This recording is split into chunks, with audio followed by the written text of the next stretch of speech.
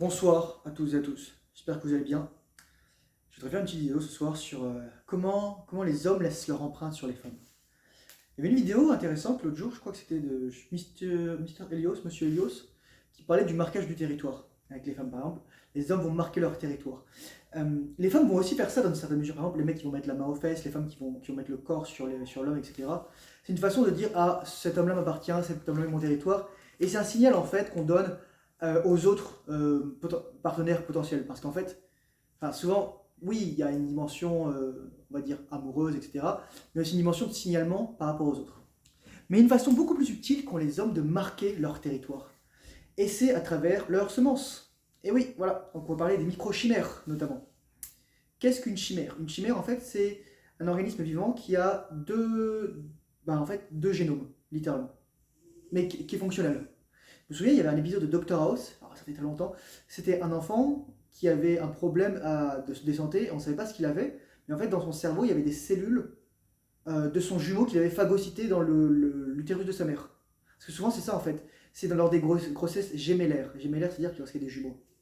Mais l'autre façon qu'il y a des microchimères, c'est à travers la semence, mais aussi le fait d'être enceinte. Là, je vais faire une hypothèse très importante, mais je pense qu'elle est normale. C'est qu'en fait, lorsqu'un homme éjacule dans une femme, il laisse du matériel génétique en elle. Il la marque déjà. Il la marque avec ses protéines, il la marque avec son ADN. Et vous allez me dire, mais Thomas, c'est tout dégradé, les cellules, etc. C'est pas digéré comme dans l'estomac où les bases azotées vont être désintégrées, on va pouvoir en refaire de l'ADN, etc. Parce que dans l'utérus, ce qui va se passer, c'est que les cellules, elles vont recycler les spermatozoïdes, elles vont recycler aussi toutes les prostaglandines, etc.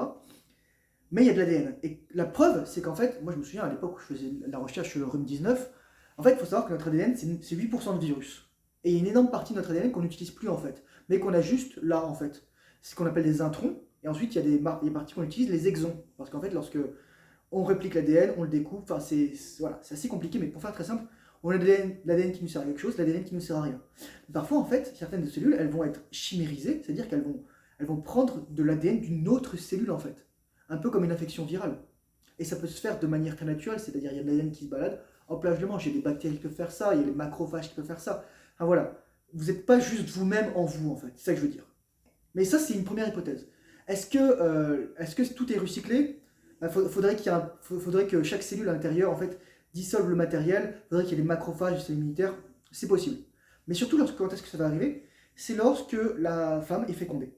Lorsque la femme est fécondée, ce qui se passe, c'est que lorsque l'œuf arrive dans l'utérus, il devient un fœtus en fait, un embryon, va y avoir un échange à travers le placenta dans les deux sens. C'est-à-dire la mère va envoyer des cellules souches en fait à elle dans le cerveau du nourrisson, et le nourrisson va envoyer des cellules à lui dans le système, dans l'organisme de la femme.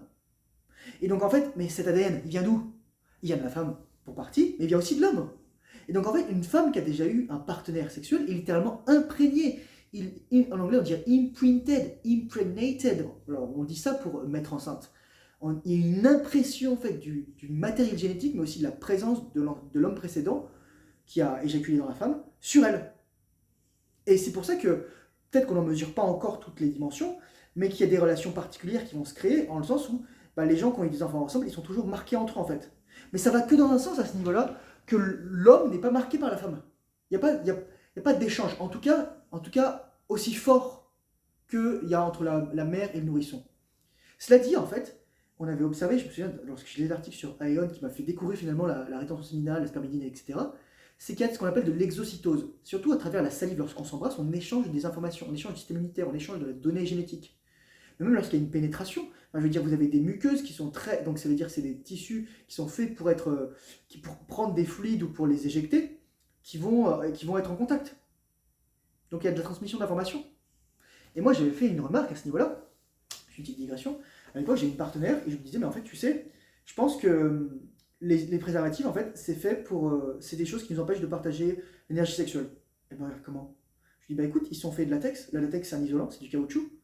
Et en fait, littéralement, c'est bloquant. Elle m'a dit, mon Dieu, c'est horrible ce que tu dis. C'est la vérité. Voilà.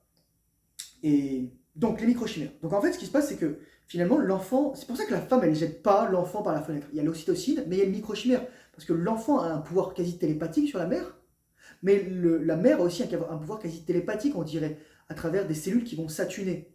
Vous voyez ce que je veux dire? Et c'est des choses très fortes, mais c'est aussi à travers le père, et je vais vous donner un exemple. Moi, lorsque mon père était malade, en fait, les 2 mois avant son décès, donc à partir de mai 2021, j'ai commencé à avoir des palpitations tout le temps, j'étais ultra stressé. Il y en a qui me diront, oh mais peut-être c'était comme ça. Non, j'avais pas eu de contact avec lui depuis 1 an et demi.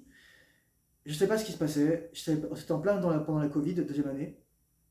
Et surtout, ce qui s'était passé, c'est que bah, c'était à distance. Et voilà, on était à 6 km l'un de l'autre. Donc je ne savais pas ce qui se passait. Mais j'étais vraiment pas bien. Et c'est comme si, en fait, à travers le père aussi, à travers les cellules qu'a échangé la mère, comme il y a aussi l'ADN du père dans l'enfant, mais aussi dans la femme maintenant, bah, l'enfant va sentir s'il se passe quelque chose avec ses parents. Et moi, c'est ce que j'ai senti en fait. Une dimension quasi télépathique, j'étais tellement anxieux, j'avais des palpitations, j'étais ultra nerveux, stressé. En plus, j'étais un coomer à l'époque, j'avais des 40 nanas en 3 mois, j'étais malade mental. J'étais mental, les gars, je vous le dis tout de suite quoi. Puis, enfin, 3 ou 4, 5 mois, je sais plus. Mais ouais, c'était juste ridicule. Mais on sent ça en fait. Les enfants vont sentir ça, les enfants vont sentir. En fait, vous sentez comme si votre lignée s'éteignait en fait. Et c'est pour ça que les femmes ont un lien extrêmement fort. Pour que, là, que les pères monoparentaux n'ont pas avec leurs enfants comme les mères ont avec leurs enfants, les mères monoparentales.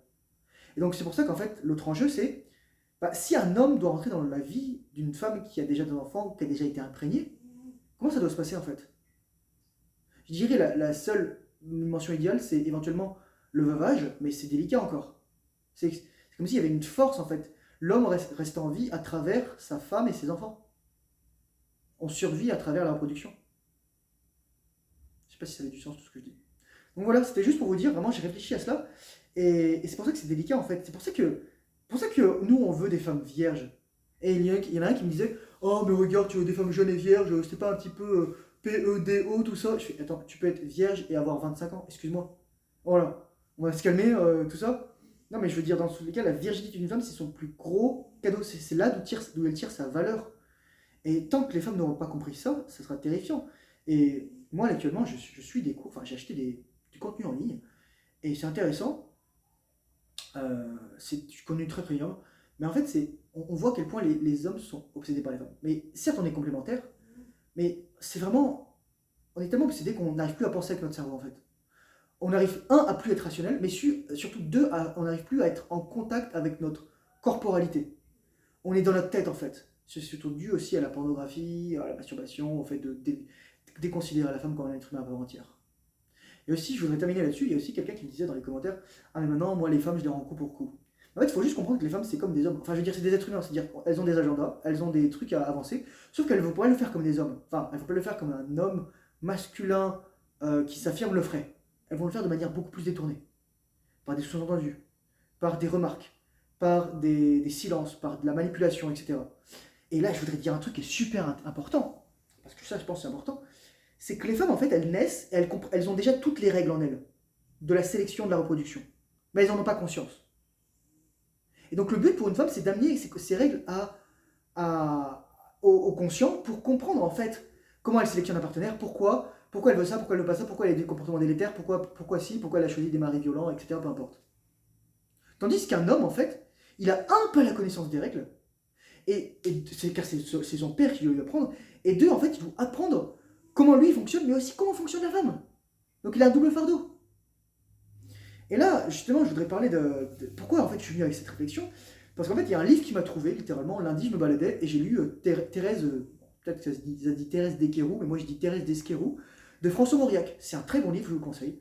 Et en fait, c'est une femme qui, parce qu'elle se fait chier dans son mariage, peut-être qu'il y a une autre signification cachée, j'aurais peut-être dû lire en fait la synopsis avant de me lancer, mais parce qu'elle se fait chier dans son mariage ou parce qu'elle s'ennuie, elle va tenter, juste pour le thrill, pour l'excitation, enfin, elle va mettre en danger la vie de son mari, enfin, littéralement, qui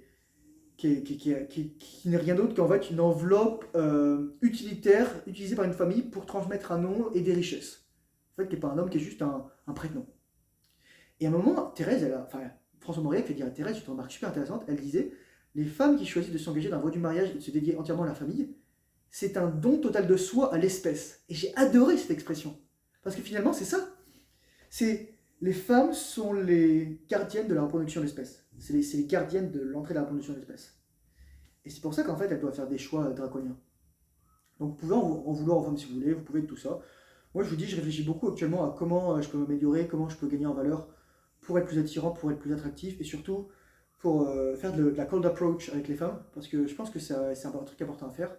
Mais ça demande beaucoup de travail en amont, c'est-à-dire travail financier, travail physique, travail personnel, travail psychologique, travail mental, travail émotionnel et travail spirituel. Voilà, j'ai rien de plus à vous dire d'autre. Sachez que c'est paradoxal en fait, les hommes imprègnent physiquement, anatomiquement, physiologiquement les femmes, et les femmes imprègnent psychologiquement les hommes. Et c'est pour ça que c'est trop bizarre en fait quand les hommes deviennent féminins, ils n'arrivent plus à penser à autre chose qu'à une femme. Eh, voilà. Donc soyez un homme masculin, utilisez votre cerveau rationnel lorsque vous devez vous concentrer sur vos objectifs, utilisez votre corps et votre sensualité lorsque vous êtes en train de draguer une femme, et, euh,